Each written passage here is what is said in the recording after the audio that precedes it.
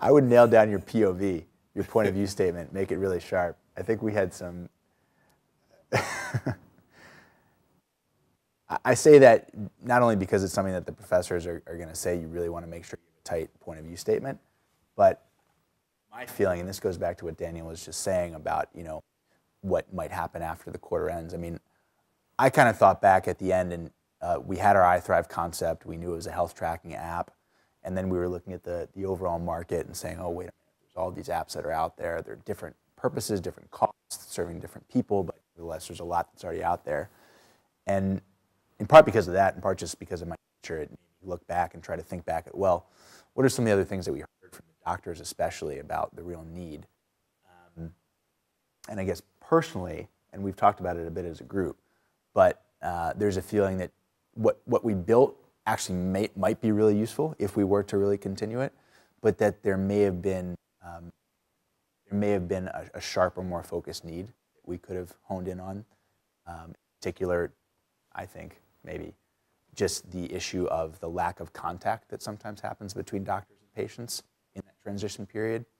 And had we honed in on that in particular, and maybe something else a little bit more tight, it might have changed what we produced. It might have driven more momentum. I think given the amount of material, the number of tasks, and the time constraint of the course, this is really a space that requires efficient creativity. And Aaron would know from the very beginning, I was very much the time guy in the group, being like, we need to put it on this timeline, we need to put it on this timeline. And I personally think that we were moving forward the most once we got a solid project management structure in place.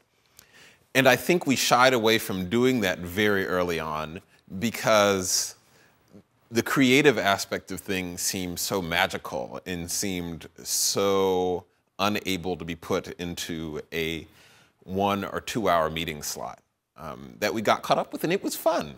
It was fun exploring humanity and our ability to serve it.